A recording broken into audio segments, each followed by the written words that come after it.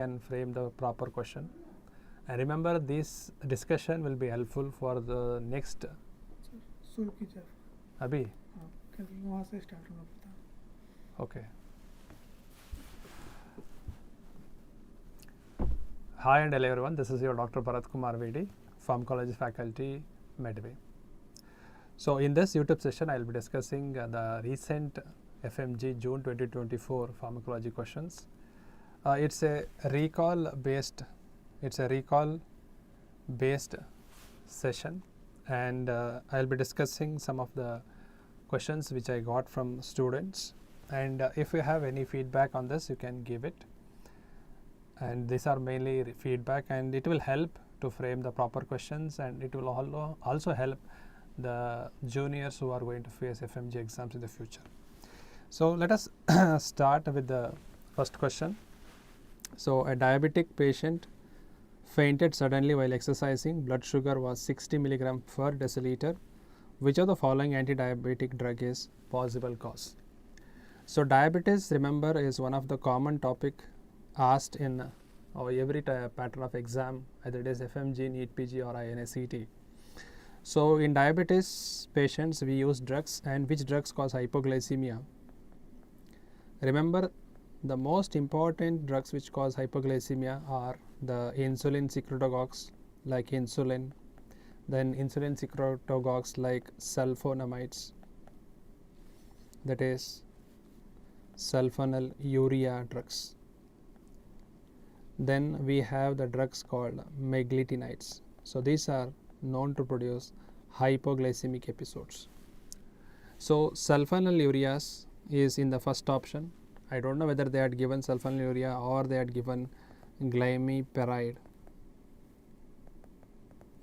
So this is a sulfonylurea which can cause hypoglycemia. So the answer will be sulfonylurea.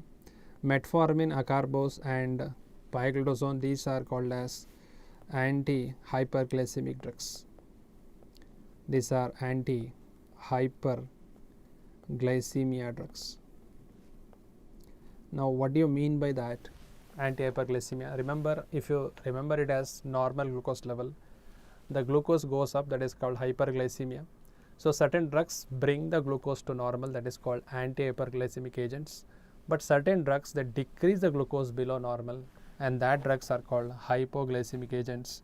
So the most important ones are insulin group, can be empagliflozin, canagliflozin. So these gliflozins, the mechanism of action is, these are SGLT2 inhibitors. So they inhibit the sodium glucose transporter 2 in the kidney, so they lose glucose in the urine, that is called as glucosuria or glycosuria. This question has also been tested. So when you lose lot of glucose in the urine, there is increase in bacterial growth leading to UTI, or there is increase in the fungal infections, that is the fungal infections in the urine tract may increase. So there is increase in fungal infections because the fungus and bacteria can grow well in a glucose medium. So there is loss of glucose. Now apart from this, what are the other adverse effects we expect from SGLT2 inhibitors? The SGLT2 inhibitors can lead to diabetic ketoacidosis. They can lead to Fournier's gangrene, and they can lead to fractures, and they can also lead to limb amputations. So these are not very common adverse effect. These are rare adverse effect of SGLT2 inhibitors. But the common infections are UTI and genital mycotic infections. Genital mycotic infections and UTI are there. So if the question was, if a patient has vaginal candidiasis, which anti-diabetic drug you contraindicate? We contraindicate the gliflozins because they themselves increase the fungal infection. So one more advantage of gliflozin group of drugs are they are also used for in CHF. So particularly they are useful in chronic CHF. They have decreased the hospital admission. So Nowadays, most of the questions are based on SGLT2 inhibitor, so please study them thoroughly for your future exams. Now, moving on to the next one, what is the drug that can be used for HIV as well as hepatitis B both? Now, remember the drugs used for HIV and hepatitis both you can remember as the TEL drugs. The TEL stands for tenofovir, E for emtricitabine, and L for lamivudine. And it's a repeated question. Already it was asked in NEET-PG. I think it has been repeated again for you. So these drugs are used for both HIV and hepatitis B. So if they ask you drug of choice for hepatitis B, the drug of choice for hepatitis B will be tenofovir. So the drugs which can be used for both are TEL drugs, but in practice what we use is tenofovir and lamivudine for hepatitis B. Now other drugs which are used in hepatitis B infection, remember them as EAT drugs. So what are EAT drugs? They are adifovir,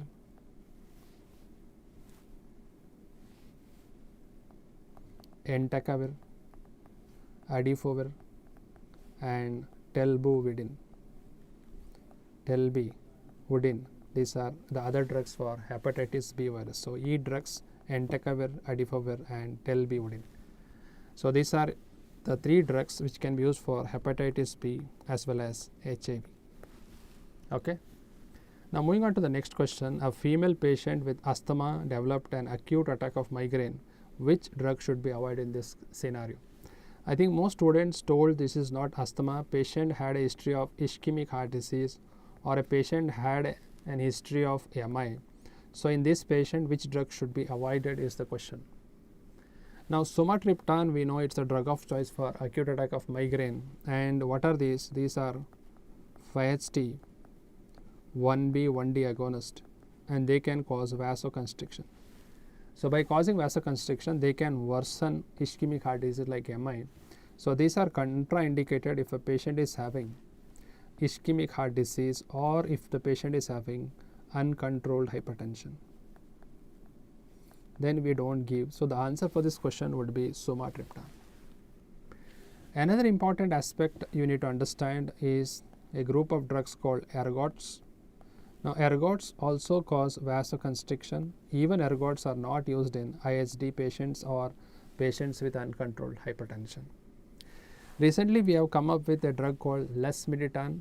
It's a 5HT 1F agonist. Now this drug will not cause vasoconstriction. It is mainly known to decrease the calcitonin gene related peptide. So it can be used safely in a patient with ischemic heart disease. So propranolol is the most commonly used drug for prophylaxis of migraine, and also we use NSAIDs for migraine headaches. So here the answer will be sumatriptan because it causes vasoconstriction. So any history of MI or ischemic heart disease, we don't use triptans. But if you want to use the drug, what we can give is lasmiditan. That can be given. Now next question is, which of the anti-TB drug is known to produce visual disturbance, or they would have asked red-green blindness or optic neuritis. Now remember the name of the drug is ethambutol. Now again this is a previously asked question. Remember when you think of ethambutol, it causes eye problem. What is eye problem? It causes retrobulbar optic neuritis. So that will lead to red-green blindness. And also there will be decrease in visual acuity. So they keep on asking the adverse effect of first line anti-TB drugs. So what are remaining is isoniazid, INH. So isoniazid can produce a problem called peripheral neuropathy. So patient will come and tell you, we have developed tingling and numbness. So what is the treatment for peripheral neuropathy? We use pyridoxine B6 10 milligram per day if the patient develops that. And second problem about INH is it causes toxicity to the liver, hepatotoxicity. So the liver enzymes may get elevated. Then the next drug is rifampicin. Whenever you think of rifampicin, remember it can also cause hepatotoxicity, but and it is one of the most hepatotoxic drug. And remember, pyrazinamide for pain, so it can cause pain, and pain where, sir? Joint pain. So that is also called as arthralgia. And why there is joint pain? Because it increases uric acid. So remember, this is very, very important for your future exams. Ethambutol, I, E for E, INH, N for neuropathy, H for hepatotoxicity, rifampicin, red, that is orange red secretions, pyrazinamide, pain due to hyperuricemia. And recently they are also asked which drugs can cause hypothyroidism in diabetics. Hypothyroidism. Which anti-TB drug cause hypothyroidism? They are para-aminosalicylate and a drug called ethionamide. So these drugs are known to produce hypothyroidism. And also, whenever we talk about anti-diabetic drug, the drug bedaquiline is tested. It is an inhibitor of ATP synthesis, but it can cause QT prolongation. So that is about anti-TB drugs. So please learn the mechanism, adverse effect of this first line drug and new drug bedaquiline. Which of the following drug is primarily used to reduce LDL cholesterol levels? So one option I got gemfibrozil. Remember, whatever we use, they are called vastatins. For example, rosuvastatin. Now the mechanism is they inhibit HMG-CoA reductase, and they cause maximum decrease in LDL. So if I want to reduce LDL, my first choice will be to start statins. Now fibrates like gemfibrozil, fenofibrate, clofibrate, they are mainly PPAR alpha agonist. They are PPAR alpha agonist, and they cause maximum decrease in triglycerides. They cause maximum decrease in triglycerides. And we have a vitamin called niacin. The vitamin is B3, and B3 vitamin has shown to inhibit hormone sensitive lipase, and it has shown to increase HDL. Maximum increase in HDL is done by niacin. So if they have given statins, so statins will be the first choice to reduce LDL levels. Or some of the students also told they had asked PCSK9 inhibitors. So they are MABs, alirocumab, and one more drug, avalocumab. So these are PCSK9 inhibitors used in treatment of dyslipidemia. So I am not clear with this. Okay, Choto doctor, if not control and statin, what to use next, sir? So usually if it is not controlled with statin, so we can add fibrates for that. We can add fibrates for that. Okay, if that was the question, you can add fibrate for this.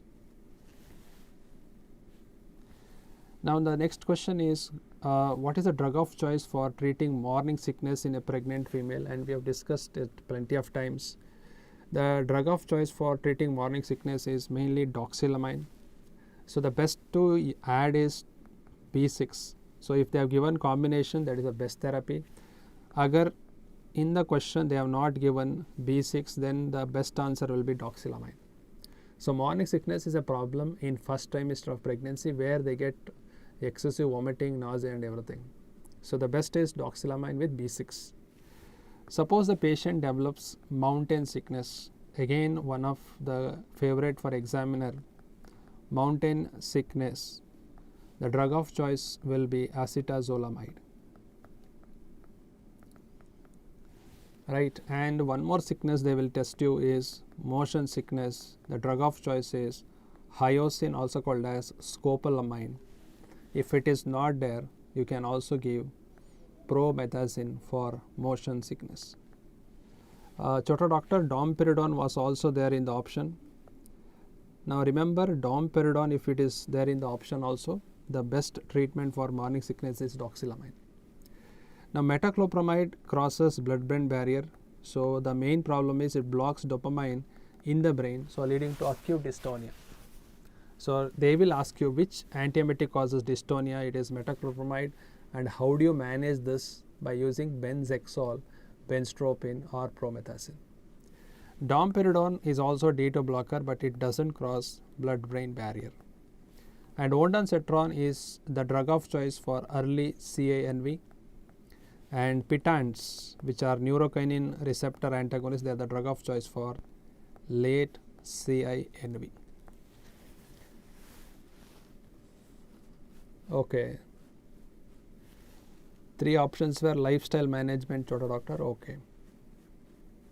So the answer for this question will be doxylamine is the best option what we have for morning sickness. Now moving on to the next one, what is the preferred treatment for Plasmodium falciform malaria? Now in India, Plasmodium falciform has acquired resistance to chloroquine. So chloroquine काम नहीं करता है. So that's why we use a combination therapy that is called artemisinin combination therapy, which is called as ACT therapy. Now if the patient you are treating in northeast, the treatment differs. In rest of India it differs. So if it is northeastern part, we use a combination called RT-mether. Remember me, and one more drug name lumifantrin. So this combination is given RT-mether plus lumifantrin. How do I remember? They have me in the name. Then rest of India I use artesunate, and combination is with sulfadoxine, and pyrimethamine combination is used. Pyrimethamine combination is for rest of India. And for both the regimen, ACT regimen, we use a single dose of primaquine to kill the gametes. What is the advantage of killing gamete? You can prevent the clinical transmission of malaria. Suppose the question was Vivax. Then for Vivax, till today we can give chloroquine. Along with that, we give primaquine for 14 days. So I told you again and again, malaria is a favorite for FMGE exams. Suppose the patient had cerebral malaria. Then the drug of choice for cerebral malaria is artesunate, which is given intravenous. So in and out of malaria treatment should be known for your FMGE exams. Again they will ask you in malaria prophylaxis. So the 2 drugs what are used for prophylaxis are doxycycline if the journey is less than 6 weeks. If it is more than 6 weeks, then what is preferred is mefloquine. And remember, when you come back from the endemic area, should you continue the prophylaxis? Yes. How many days should I continue the prophylaxis? 4 weeks, that is 28 days. Even after coming from endemic area, we have to continue the prophylaxis. Moving on to the next question, a pregnant woman, female, presents to the emergency with severe hypertension. Which of the following is preferred for management of hypertension in pregnancy? Again, pregnant woman, hypertension, the best drug is labetalol, which is safer. Other drugs can also be used, but remember, nitroprusside is not used because it generates cyanide, which can be toxic to the fetus. So the best one is IV labetalol, which is safe in pregnant women.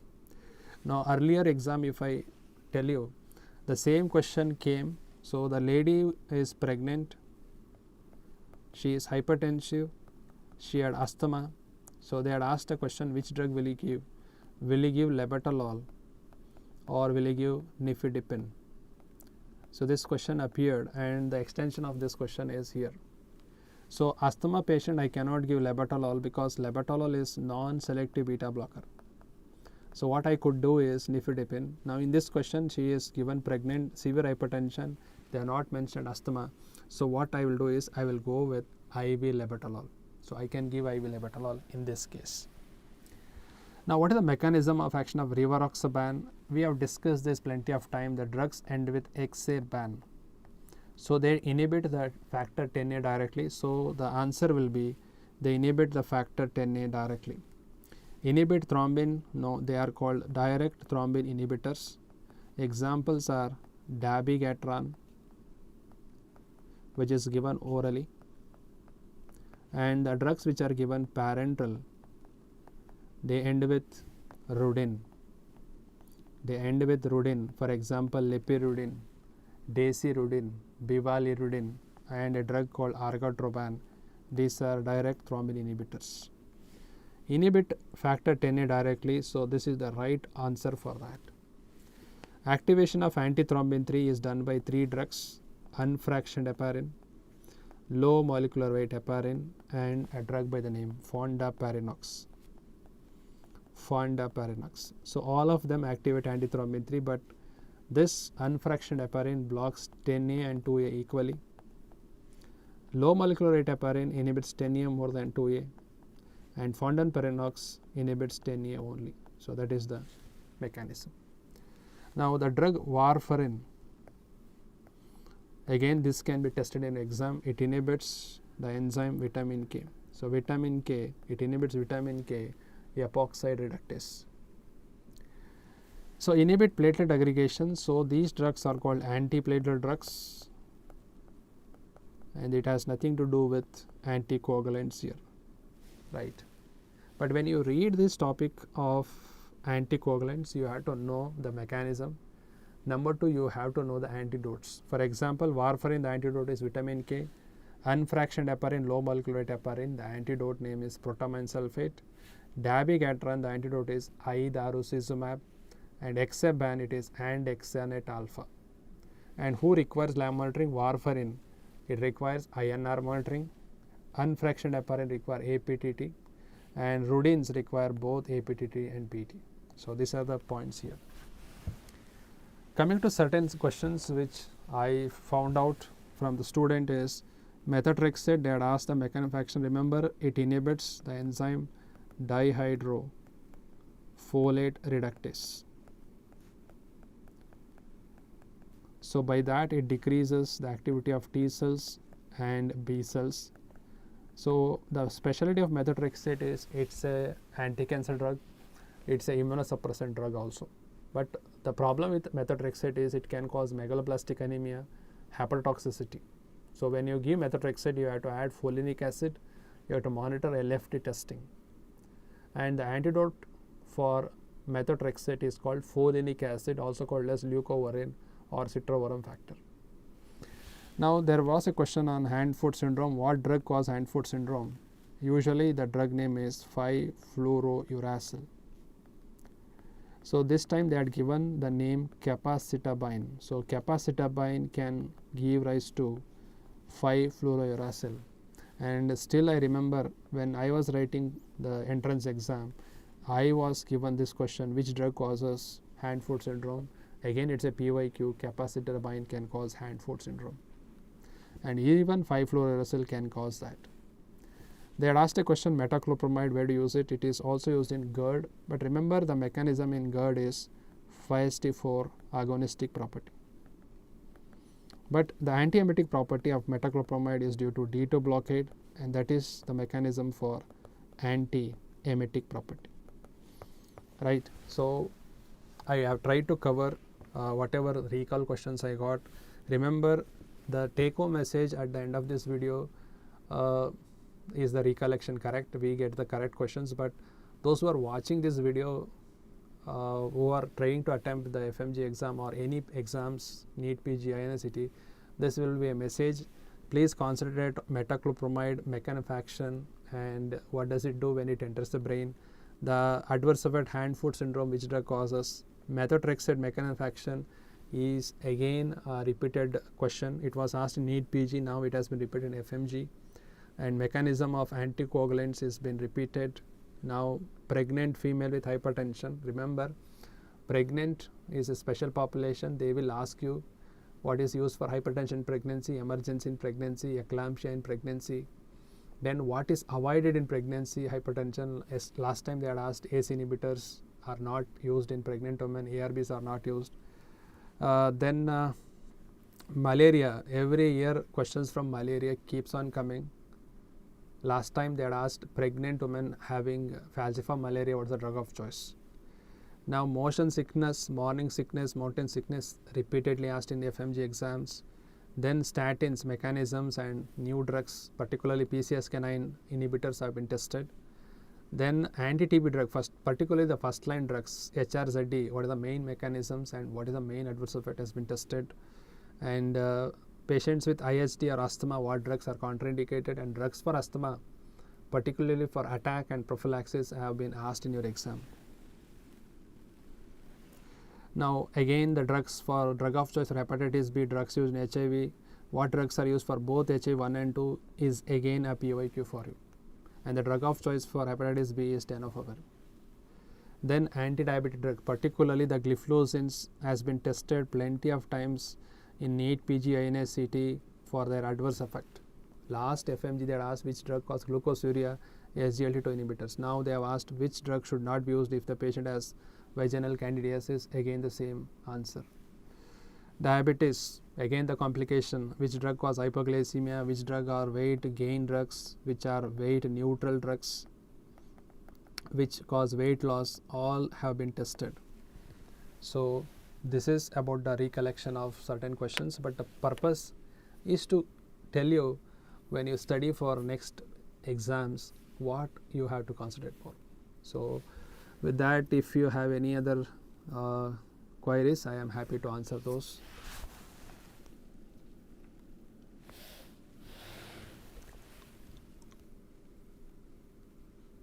Okay, if it is competitive inhibition graph, please remember, how do you remember the, suppose where there is no antagonism, you will see the graph like this. If there is competitive, the graph shift rightwards and parallel. If it is a non-competitive, the graph will become flattened. It will decrease in efficacy. So this is competitive inhibition, this is non-competitive inhibition, that is antagonism.